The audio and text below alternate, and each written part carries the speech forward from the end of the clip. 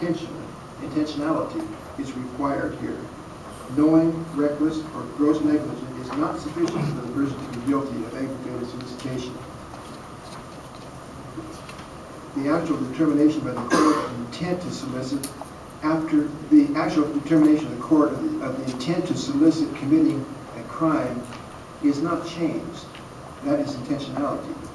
Once the court has decided that you have in fact solicited crime, after that, the court will determine the potential penalty, and that potential penalty may be more if you use an electronic device. Otherwise, it really doesn't change the procedure for determining if you actively solicited the crime. It is carefully worded to address a person electronically soliciting a specific crime by a group of people at a specific location at a specific time. I've heard concerns about, Mr. Chair, about search and seizure where law enforcement officers may grab your cell phone or electronic device and look through it. Mr. Chair, I would submit that that is currently a violation of the search and seizure laws, the search and seizure protections of the Constitution, and this doesn't change that. That's the bill in a nutshell. It's a pretty simple bill, and it's needed. All right, thank you. No, it's not. As I said, we're going to call up people in panels of 3.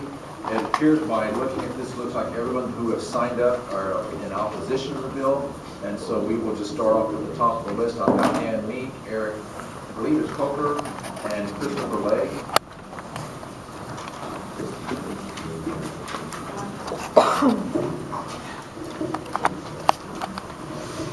And when I need each of you to leave when it's your turn to give testimony, please identify yourselves for the record and then tell us what you want to say. All right, Dan, I'm going to let you go first since you're first on the list.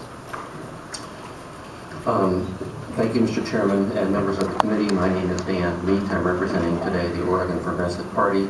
I've been an attorney in practice in Portland for 32 years. I'm here to testify in opposition to this bill.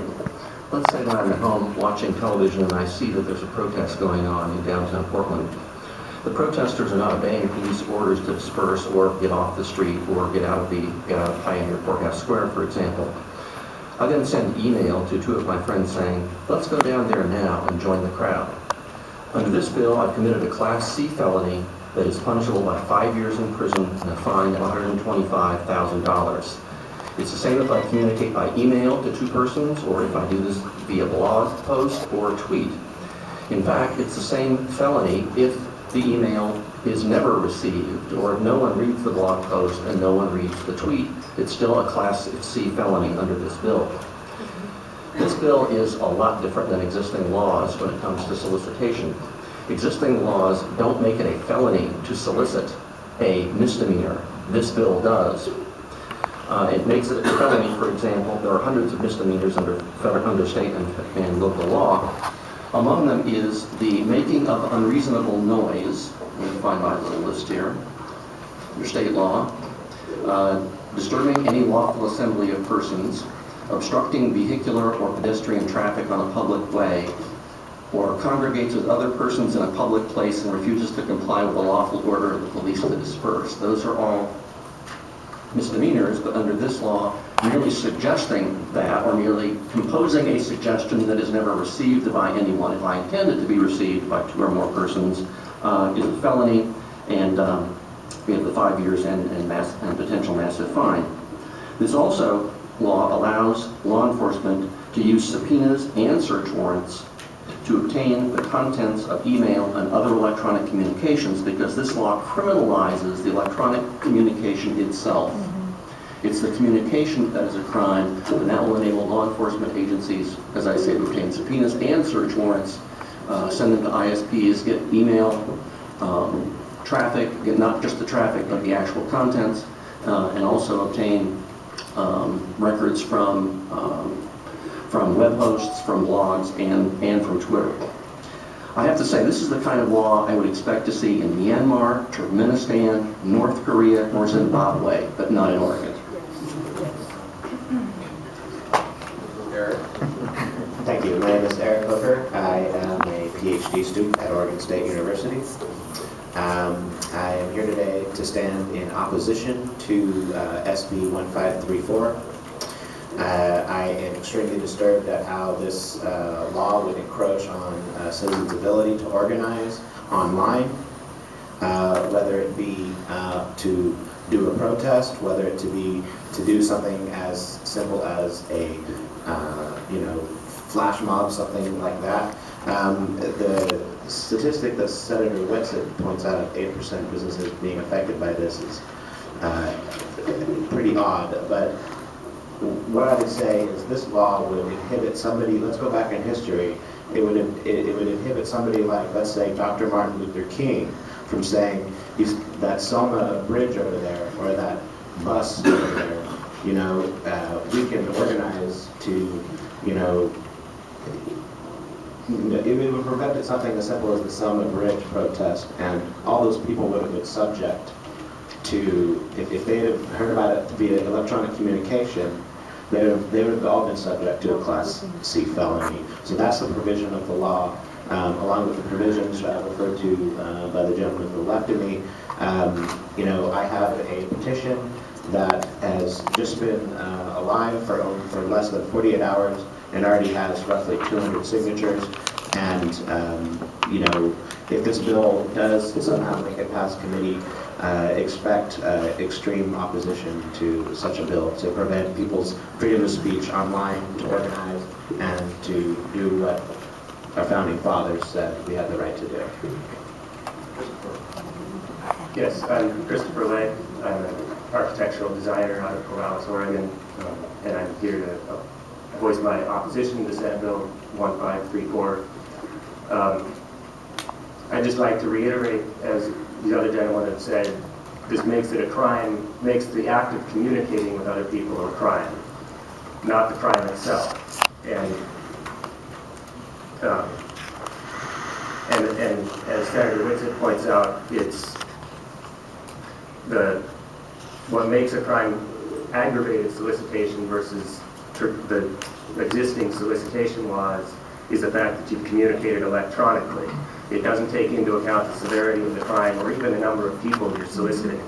It's just 2 people is enough to make it aggravated solicitation if it's done electronically. And I think that's a large change from the existing laws, and to me it seems like it is a severe encroachment on our freedom of speech and freedom of assembly online. Gentlemen, thank you. Stay right there for a moment. Is there any questions for anyone on the panel? Senator Whitsitt? Thank you for anyone who wants to respond. This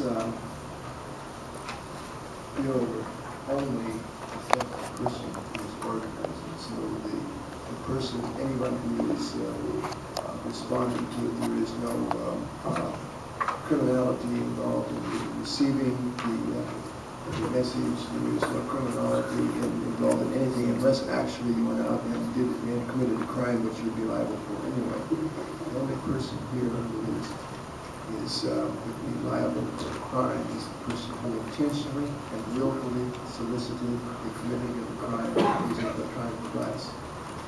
And it's a pretty steep, in my opinion, a pretty steep side for it. When you crafted the wording on this bill, you did every intention to protect the freedom of assembly, freedom of speech. So the question is, did you understand that it's only the person soliciting, not the people responding?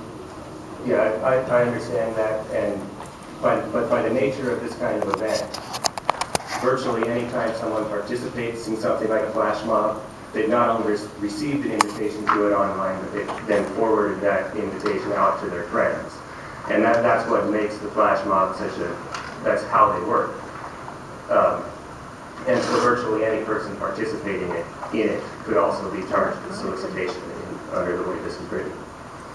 Certainly anyone who responded to it and forwarded it to another person would be doing the same act, soliciting a crime, yes.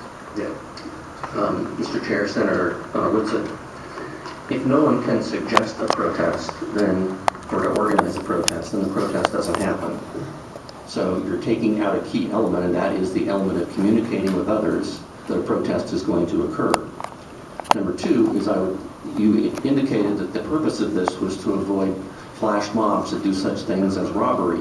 Robbery is not a misdemeanor. But this law, this bill, makes it a Class C felony to commit a misdemeanor, to suggest that two people commit a misdemeanor. So there certainly does seem to be, whether it's aimed at eliminating the organization of protests, that would certainly be its effect, to criminalize the organization of protest. Any other questions? Gentlemen, thank you very much for coming forward. Our next panel is going to